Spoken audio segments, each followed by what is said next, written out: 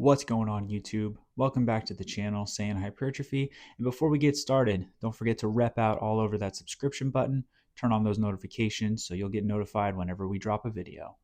So today we're going to be talking about biceps and bicep training, going over a couple of the best exercises to train the biceps, starting right off with the barbell curl. Now for this exercise, you're going to want to grab the bar shoulder width to inside shoulder width grip distance, all right? You're going to round those shoulders back, so scapular retraction, and you're going to focus on pulling that bar upwards with flexion at the elbow joint, right? That's the purpose of the bicep, elbow flexion. So you're going to want to curl it up and slowly lower down. Really focus on the contraction in the bicep for this movement and try to maintain a good form, a good position. Next up, we have the same movement with a different tool.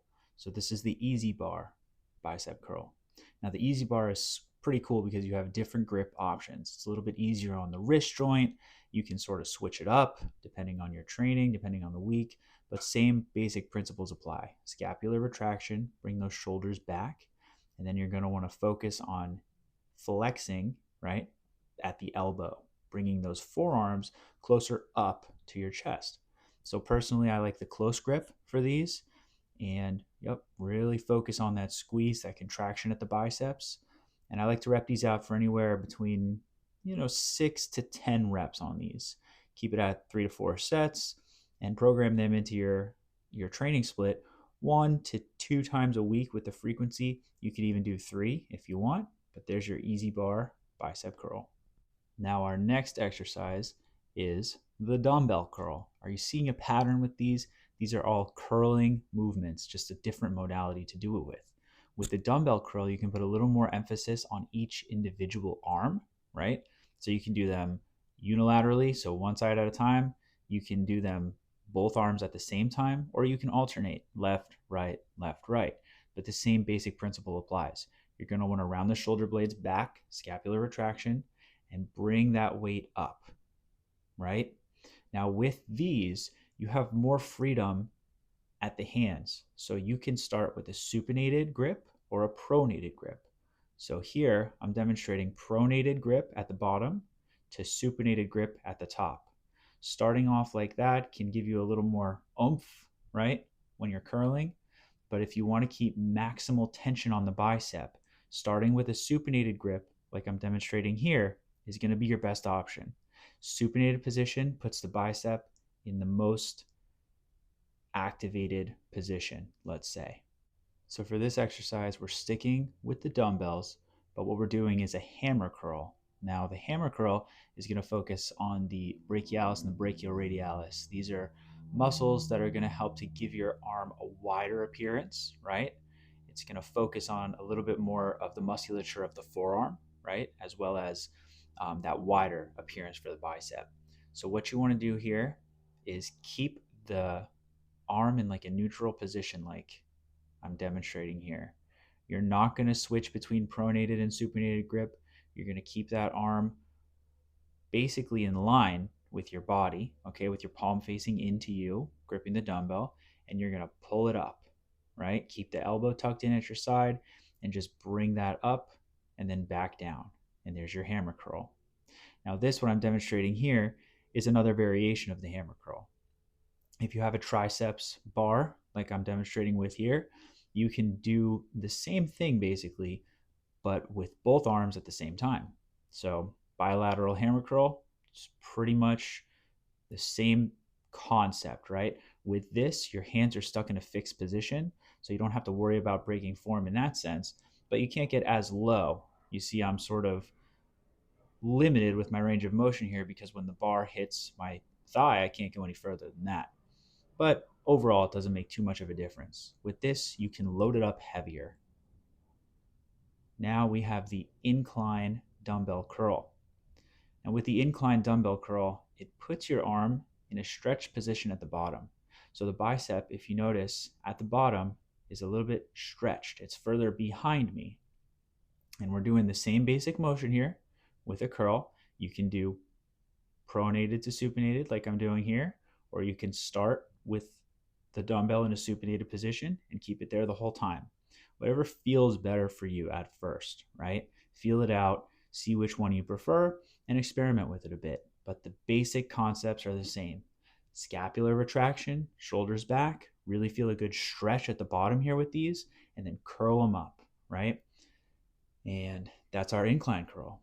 Doing one or two exercises to put your arm in a stretch position like that is really going to help emphasize your biceps growth, right? You can see how the arm comes a bit further behind me. What I'm demonstrating here is what it'll sort of look like without the bench, right?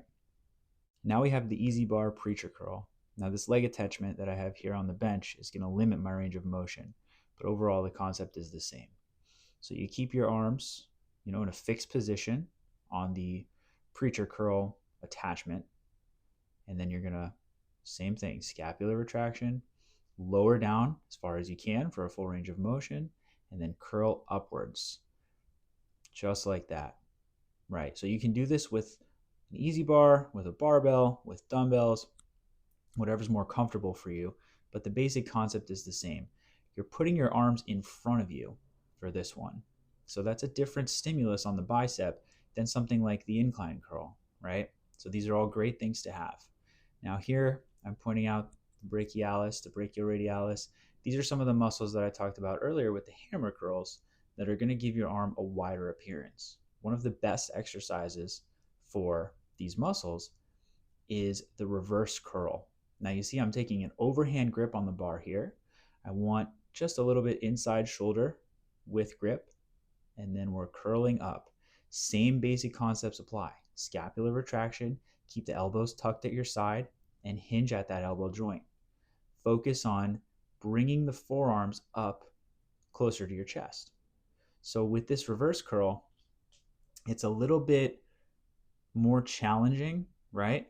Because it feels a little awkward at first, but experiment around with it for a bit, get in the groove of it, get used to it, and implement these as well for a more overall developed arm. So now we're moving on to the cable curl. So we've been doing a lot of movements like this, keeping the bar out in front of us, right? But with this, similar to the incline curl, this is going to put our arm in a stretched position. That stretched position is really going to stretch out the bicep, right? And give us a different stimulus to the muscle. So keep it behind you and curl up. At the bottom portion of the motion, you want to get a nice stretch, right, on the muscle. Then we're going to focus on the same thing, hinging at the elbow, bringing the forearm up closer to the chest for a nice peak contraction at the bicep. So you see the arm coming out behind me. You can even sort of see the tricep activating in that bottom range of motion, because as the bicep lengthens, the tricep shortens. They're antagonistic muscle groups. All right, so really feel the squeeze, feel the stretch in this exercise. Implement this one as well. I like to use the cable handles, but there are multiple attachments you could try. So now we have a third variation of a hammer curl. Now with this one, we're using the cable rope, and we're just sort of repping them out here. So you can see there's a couple of options when we're doing this. We can keep the hands completely neutral, right, with the palms facing in, or when we get to the top, we can sort of rotate outwards. So you can see demonstrating both of these options. Doing it with the palms facing in is going to focus more on the radialis, the brachioradialis, the similar muscles that we looked at in the hammer curls. And then pulling out is going to put a little more emphasis on the biceps. So that's it. That's the end of our bicep video. We covered quite a few exercises to focus on the bicep muscle, but remember that the bicep only makes up about 1/3 of the arms. So if you want big arms, you got to train the triceps too. Now I have a video on tricep training already. I'll put a link to that, but I may do another one soon, focus on some other exercises. Overall, you can implement 3-4 of these exercises into your split. Really work on that, progressive overload. Keep it in the 6 to 10 reps for your heavier work, and then the 10 to 12, 12 to 15 reps for some of the more lighter exercises, some of the cable exercises, the unilateral curls, things like that. Implement this, focus on progressive overload, and make sure you're in a caloric surplus, and your arms will explode. Till next time, peace.